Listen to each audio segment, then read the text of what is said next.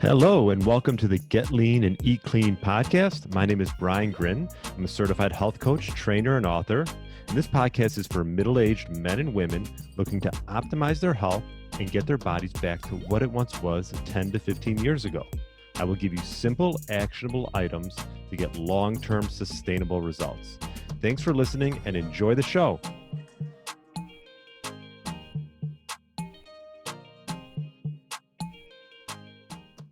All right, welcome to the Get Lean, Eat Clean podcast. My name is Brian Grin. I hope you had a great weekend, and hopefully you'll listen to my interview, episode 218 with Brad Kearns.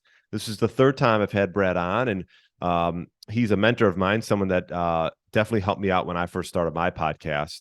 And we touched on all about restrictive dieting, how to lose that spare tire, and some great healthy habits that you can bring into the next year. So always enjoy my conversations with Brad. Definitely check that one out. Today, I want to touch on, sort of based off my last conversation around sleep, we're going to get into gut health. These are some questions that came up from some clients, from the internet. So if there's something, if there's a question that I've missed, you can email me, brian@briangrin.com, and maybe I'll add that to one of my micro podcasts. Regarding gut health, we hear it all the time.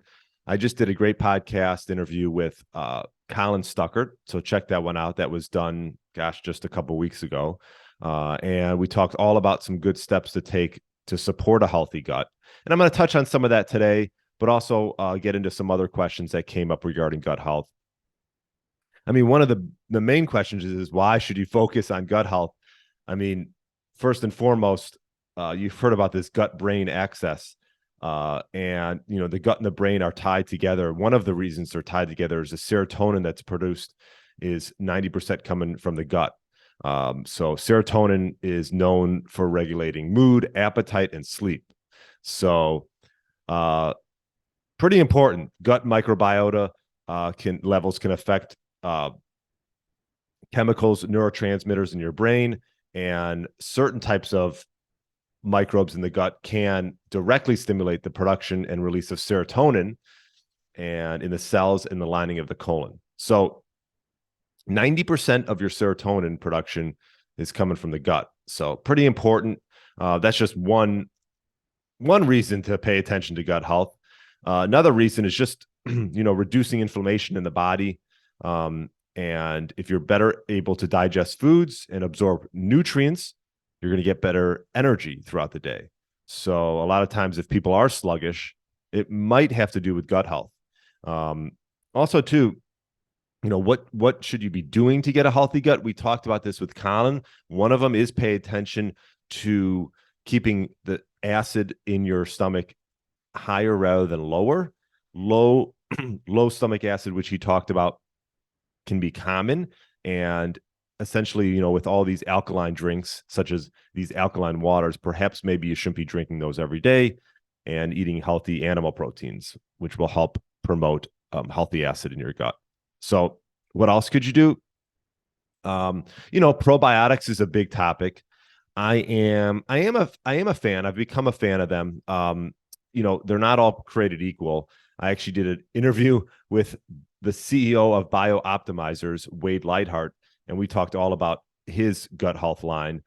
So just make sure you do your research regarding that. But I think first and foremost, before you even look at any type of probiotic, is just eating unprocessed foods and probiotic-rich foods like yogurt, fermented vegetables, just fresh fruits and vegetables. If you're sensitive to the vegetables, then maybe stay away. But exercising regularly can also help. Exercising regularly, getting enough sleep have also shown benefits to gut health, and also can improve your immune system as well. So you got to make sure that you're not eating these foods that are triggering inflammation in your gut. And this could be glutens. I'm going to talk a little bit about something called endotoxins, and we'll get into that in a little bit. But anyways, I would say first and foremost, eating foods that are rich in probiotics, prebiotics, and something called acetic acid, which can help support a healthy gut. Now, some of the foods that contain acetic acid, apple cider vinegar, Colin mentioned that in our talk. Sometimes he'll blend a little bit of water with apple cider vinegar, and that'll help get things moving. Certain pickles, even kimchi. So these are foods that are rich in probiotics, prebiotics, and acetic acid.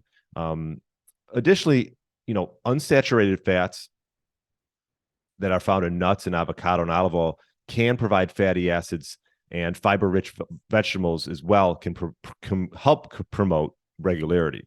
I will say, if they're implementing some fruit throughout my day, it does help me go to the bathroom more, and healthy poops, mind you. So if you're not having regular bowel movements, perhaps you maybe should implement some healthy fruits or even some vegetables. Let's look at some other questions. I talked about exercise. Exercise can definitely have an impact on gut health. It can promote good digestion, increase production of healthy bacteria, reduce inflammation, and alleviate gastrointestinal problems like constipation. So exercise can help get things moving as well. Can alcohol affect my gut? This was a question. Alcohol seems to be the topic in every question. Alcohol can it can impact the gut. It can cause inflammation in the stomach lining, and that could lead to disturbances in the microbiome and increased permeability of the gut wall. So that's known as leaky gut. Now, it might not be the only reason why individuals get leaky gut. It's not, but it could lead to this inflammation. Alcohol also could decrease the absorption of specific vitamins and minerals that are good for intestinal health. So, again, you can enjoy a drink from time to time, but I wouldn't be making it a daily occurrence. What about caffeine? Caffeine can help people go regular. Coffee can, as long as you're drinking a quality coffee bean, that I think there's nothing wrong with that. So caffeine is naturally occurring stimulant, obviously found in coffee beans and other plants, tea leaves, cocoa beans. There was a study conducted by Harvard Health that indicated that high doses of caffeine may irritate the lining of the stomach and could worsen systems. So this could be when you're in high doses. And I think high doses of any type of stimulant could cause some issues, such as caffeine. But I think we all know sort of our where to draw the line. Hopefully you do, and you're not overdoing it with caffeinated beverages. What is leaky gut? Which I touched a little bit on this already. Leaky gut syndrome, also known as increased intestinal permeability, is a condition in which substances like bacteria and toxins are able to pass through the walls of the intestines.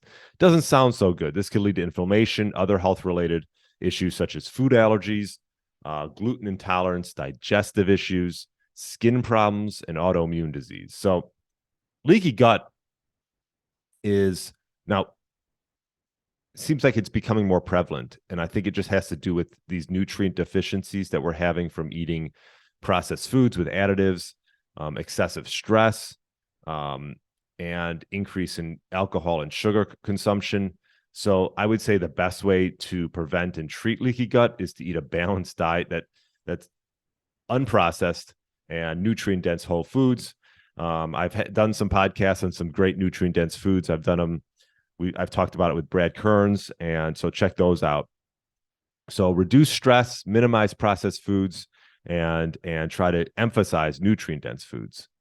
Last couple of questions here.